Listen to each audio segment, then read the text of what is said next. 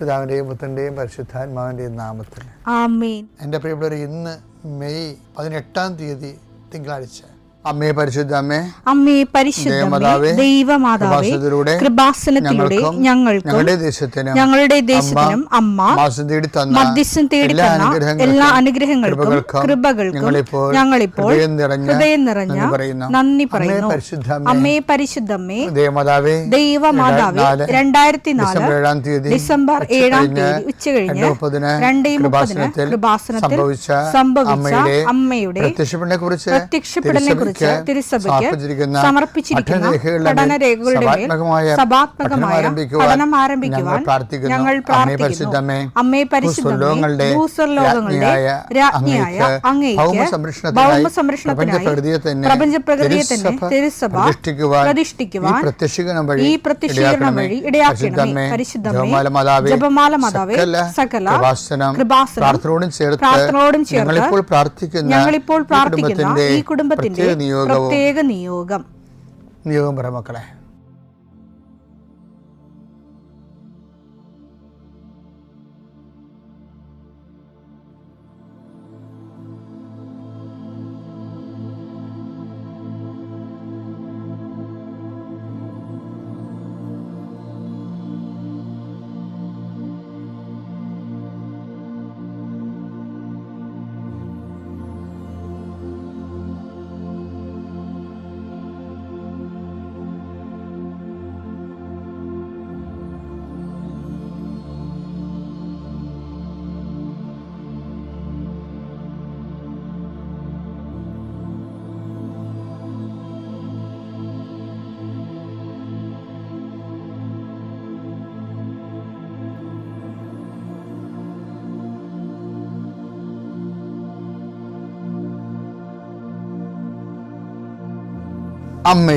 അമ്മയുടെ പ്രത്യക്ഷീകരണത്തിന്റെ ഈ അനുഗ്രഹവേളയിൽ ഞങ്ങൾക്ക് സാധിച്ചു തരുവാൻ കനിയണമേ.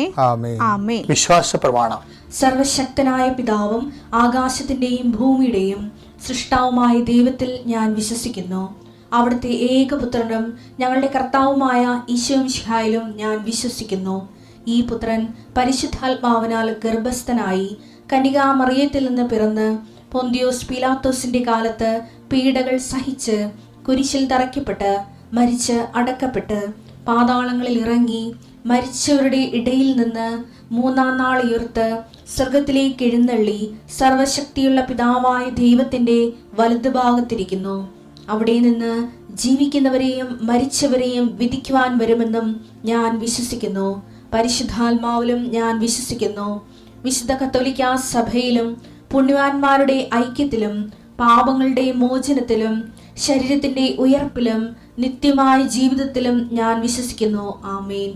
സ്വർഗ്ഗസ്ഥനായ ഞങ്ങളുടെ പിതാവേ, അങ്ങയുടെ നാമം പൂജിതമാകണമേ. അങ്ങയുടെ രാജ്യം വരണമേ. അങ്ങയുടെ തിരുമനസ് സ്വർഗത്തിലെ പോലെ ഭൂമിയിലും ആകണമേ. അന്നു വേണ്ടുന്ന ആഹാരം ഇന്ന് ഞങ്ങൾക്ക് തരണമേ. ഞങ്ങളോട് തെറ്റ് ചെയ്യുന്നവരോട് ഞങ്ങൾ ക്ഷമിക്കുന്നത് പോലെ ഞങ്ങളുടെ തെറ്റുകൾ ഞങ്ങളോടും ക്ഷമിക്കണമേ.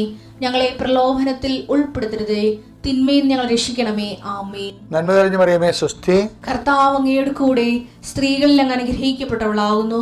അങ്ങയുടെ ഉദരത്തിൻ ഫലമായി ഈശോ അനുഗ്രഹിക്കപ്പെട്ടവനാകുന്നു.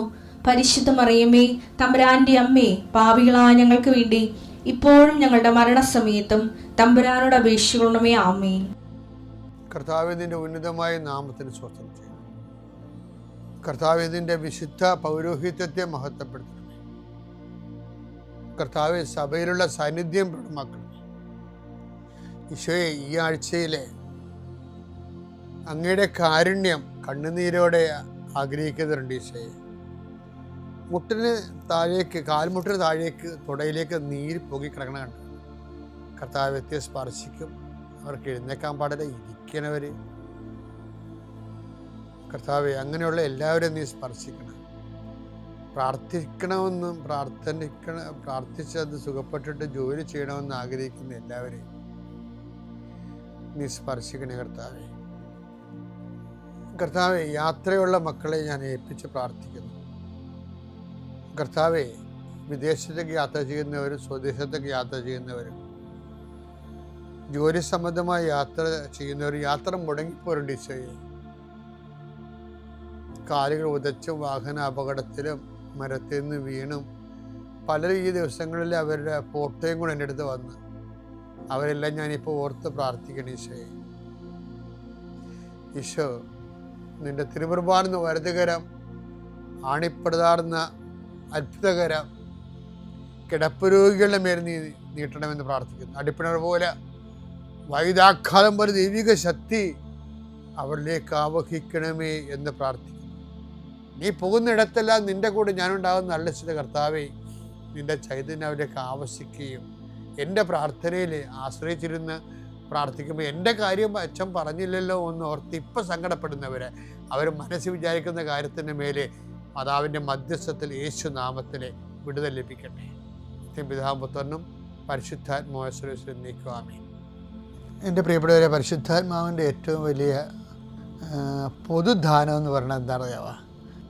അഭിഷേകമാണ്. നമുക്കറിയാലോ, ഈ സ്വർഗസ്ഥനെ പ്രാർത്ഥിക്കാൻ പറഞ്ഞപ്പോഴേ ഞങ്ങളെ പ്രാർത്ഥന പഠിപ്പിക്കണമെന്ന് ഈശോ പറഞ്ഞില്ലേ? ഈശോയോട് പറഞ്ഞില്ലേ? അപ്പോൾ ഈശോ എന്താ പറഞ്ഞത്? നിങ്ങൾ പ്രാർത്ഥിക്കുമ്പോൾ ഇങ്ങനെ പ്രാർത്ഥിക്കണം. എങ്ങനെ പ്രാർത്ഥിക്കണം? സ്വർഗസ്ഥനായ ഞങ്ങളുടെ പിതാവേ, അങ്ങയുടെ നാമം പൂജിതമാകണമേ, അങ്ങയുടെ രാജ്യം വരണമേ, അങ്ങയുടെ തിരുമനസ്സ് സ്വർഗത്തിലെ പോലെ ഭൂമിയിലും ആകണമേ. ഇത്രയും 5 കാര്യങ്ങൾ പ്രാർത്ഥിക്കണമെങ്കിൽ എന്ത് വേണം? ഇത് ഒന്നും നമുക്ക് ക്യാഷ് ആൻഡ് കൈൻഡ് ആയിട്ടൊന്നുമില്ല. നമ്മുടെ കേൾക്കാത്ത പ്രാർത്ഥനയിൽ എടുക്കേണ്ട നിലപാടുകളേ ഉള്ളൂ. അതായത് നമ്മൾ പ്രാർത്ഥിക്കുന്ന വിഷയം ചില സമയത്ത് ക്രിസ്തുവിന് സംഭവിച്ച പോലെ പരമപിതാവ് കേൾക്കാൻ സാധ്യത ഉണ്ടാകത്തില്ല. കേട്ടാൽ നമുക്ക് ഭൗതിക നേട്ടവും ആത്മീയ നഷ്ടവും ഉണ്ടാകും. അപ്പം അങ്ങനെയുള്ള സ്ഥിതിക്ക് ഇപ്പം കർത്താവ് തന്നെ പറഞ്ഞില്ലേ, പിതാവെ സാധ്യമെങ്കിൽ പാനപാത്രം എന്നെ കടന്നു പോകട്ടെ, എങ്കിലും എൻ്റെ ഇഷ്ടമല്ല അങ്ങയുടെ ഇഷ്ടം, അങ്ങയുടെ നാമം പൂജിതമാകണമേ എന്നുള്ളത് കേൾക്കപ്പെടാത്ത പ്രാർത്ഥനയ്ക്ക് ഒരു വ്യക്തിക്ക് ഉണ്ടാകേണ്ട, അത് ആ സിറ്റുവേഷൻ കൈകാര്യം ചെയ്യാൻ വേണ്ടി ഉണ്ടാകേണ്ട ആന്തരിക അഭിഷേകമാണ്. ആ ആന്തരിക അഭിഷേകം ഉറപ്പ് വരുത്തിയിട്ട് മാത്രമേ ഒരു പ്രാർത്ഥനാ ജീവിതം മുന്നോട്ട് പോകാൻ പറ്റത്തുള്ളൂ. ഞാൻ എന്താ പറയുന്നത് വെച്ച് കഴിഞ്ഞാൽ, ഇപ്പോൾ ഈശോ പറഞ്ഞ് സ്വർഗസ്ഥനായ പിതാവ് ചെല്ലിയത് എവിടെ വെച്ചാൽ അന്ത്യമായിട്ട് പിതാവ് എന്തുകൊണ്ട് നീ എന്നെ ഉപേക്ഷിച്ചു എന്ന് ചോദിച്ചതിന് ശേഷം ഈശോ എന്താ പറഞ്ഞത്? പിതാവെ, അങ്ങേ കരങ്ങളിൽ എൻ്റെ ആത്മാവിനെ ഞാൻ സമർപ്പിക്കുന്നു എന്നതിൻ്റെ അർത്ഥം എന്താണ്? അത് തന്നെയാണ് അങ്ങയുടെ നാമം പൂജിതമാകണമേ, അങ്ങയുടെ രാജ്യം വരണമേ, അങ്ങയുടെ തിരുമനസ്സ് സ്വർഗ്ഗത്തിലെ പോലെ ഭൂമിയിലുമാകണമേ. അപ്പോൾ ഈ കേൾക്കപ്പെടാത്ത പ്രാർത്ഥന ഈശോ അക്സെപ്റ്റ് ചെയ്ത സമയത്ത് ചെയ്തുകൊണ്ട് ഈശോ എന്താ പറഞ്ഞത്? ഐ കമൺ മൈ സ്പിരിറ്റ് എന്നാണ് പറഞ്ഞത്. ഞാൻ എൻ്റെ ആത്മാവിനെ സമർപ്പിക്കുന്നു എന്നാണ് പറഞ്ഞത്, അല്ലേ? ഞാൻ എൻ്റെ ആത്മാവിനെ സമർപ്പിക്കുന്നു എന്നതിൻ്റെ സമാന്തരമാണ് അങ്ങയുടെ നാമം പൂജിതമാകണമേ, അങ്ങയുടെ രാജ്യം വരണമേ, അങ്ങയുടെ തിരുമനസ്സ് സ്വർഗ്ഗത്തിലെ പോലെ ഭൂമിയിലുമാകണമേ. അപ്പോൾ അത് കേൾക്കപ്പെടാത്ത പ്രാർത്ഥനയ്ക്ക് എടുക്കേണ്ട നിലപാടുകളാണ് സ്വർഗ്ഗസ്ഥനായ പിതാവിൻ്റെ ആദ്യ ആപ്ലിക്കേഷൻസിലുള്ളത്. അതുകൊണ്ടാണ് ഈശോയുടെ ആ സംതൃപ്തി എന്ന് പറയുന്നത് അഭിഷേക സ്നിഗ്ധമായ സംതൃപ്തിയാണ്. അതുകൊണ്ടാണ് ഐസയ പറയണതില്ലേ, 53:10 പ്രാർത്ഥനയ്ക്കുണ്ടാകുന്ന ആത്മസംതൃപ്തിയുടെ അഭിഷേകത്തെക്കുറിച്ച് പറയുന്നുണ്ട്. അവിടുന്നാണ് അവനെ ക്ലേശങ്ങൾക്ക് വിട്ടുകൊടുത്തത് പാപപരിഹാര ബലിയായി തന്നെ തന്നെ അർപ്പിക്കുമ്പോൾ അവൻ തന്റെ സന്തതി പരമ്പരയെ കാണുകയും ദീർഘായുസ് പ്രാപിക്കുകയും ചെയ്യും. കർത്താവിന്റെ ഹിതം അങ്ങയുടെ നാമം പൂജിതമാകണമേ, അങ്ങയുടെ രാജ്യം വരണമേ. കർത്താവിന്റെ ഹിതം അവനിലൂടെ നിറവേറുകയും ചെയ്യും. യേശയ്യാ 53:11 എന്താ പറയണേ? തന്റെ കഠിന വേദനയുടെ ഫലം കണ്ട് തൻ്റെ ഈ കേൾക്കപ്പെടാത്ത പ്രാർത്ഥനയിൽ നിന്ന് ലഭിക്കുന്ന വിശ്വാസ പ്രഖ്യാപനം, അങ്ങയുടെ കരങ്ങൾ എൻ്റെ ആത്മാവിന് സമർപ്പിക്കുന്നു പറഞ്ഞുള്ള വിശ്വാസ പ്രഖ്യാപനം, അതിൻ്റെ ഫലം കണ്ട് അവർ സംതൃപ്തനാകും. അപ്പോൾ കേൾക്കപ്പെടാത്ത പ്രാർത്ഥനയിൽ ഒരു സംതൃപ്തി ഉണ്ട്. അതിനാണ് അഭിഷേകം എന്ന് പറയുന്നത്. ഇപ്പോൾ നമ്മൾ ആഹാരത്തിൽ അതിനുശേഷമേ അന്ന് വേണ്ട ആഹാരമൊക്കെ കിടക്കണത്. അപ്പോൾ കേൾക്കപ്പെടാത്ത പ്രാർത്ഥനയിൽ ഉള്ളത് എന്താണ്? കേൾക്കപ്പെടാത്ത പ്രാർത്ഥനയുടെ അവസ്ഥയല്ല, അതിന് പകരം അഭിഷേകമാണ് ഉള്ളത് എന്ന് വെച്ച് കഴിഞ്ഞാൽ ആ പ്രാർത്ഥന മുഴുവനും പരിശുദ്ധാത്മാവ് നിറയാൻ വേണ്ടിയാണ് പ്രാർത്ഥിക്കുന്നത്. പെന്തക്കോസ്തിലേക്ക് പോകുമ്പോൾ ഓർക്കണം, നീ സ്വർഗസ്ഥനായ പിതാവിന്ന് പ്രാർത്ഥിക്കുമ്പോൾ അങ്ങയുടെ നാം പൂജിതമാകണമേ, രാജ്യം വരണമേ, തിരുമനസ് സ്വർഗ്ഗത്തിലെ ഭൂമിയിലും ആകണമേ എന്ന് പ്രാർത്ഥന മുഴുവനും പ്രാർത്ഥിക്കണത് എനിക്ക് പരിശുദ്ധാത്മാവ് നിറയണമേ, ദൈവഹിത നിറവേറ്റാൻ എനിക്ക് അഭിഷേകം തരണമേ എന്നാണ് പ്രാർത്ഥിക്കണത്. അപ്പോൾ പരിശുദ്ധാത്മാവിനെ സ്വീകരിക്കാൻ പറ്റിയ ഒരു കാലാവസ്ഥയും അന്തരീക്ഷവും രൂപപ്പെടുത്തി എടുക്കുന്നതിനാണ് സ്വർഗ്ഗസ്ഥനായ പിതാവിൻ്റെ ആദ്യ ഘടകങ്ങളിലെല്ലാം ആ പ്രാർത്ഥന. അപ്പോൾ പ്രാർത്ഥിക്കുമ്പോൾ ഓർക്കണം, ഇതിന് പരിശുദ്ധാത്മ നിറഞ്ഞിട്ട് അഭിഷേകത്തോടെ ഞാൻ ജീവിതത്തിൻ്റെ ഇല്ലായ്മകളെ ഉള്ളതുപോലെ കൈകാര്യം ചെയ്യാൻ വേണ്ടിയുള്ള അഭിഷേകത്തിനാണ്, ആത്മാവിൻ്റെ അഭിഷേകത്തിന് ഞാൻ പ്രാർത്ഥിക്കണമെന്ന് ഓർക്കണം. പിതാവിൻ്റെയും പുത്രൻ്റെയും പരിശുദ്ധാത്മാവിൻ്റെയും നാമത്തിൽ.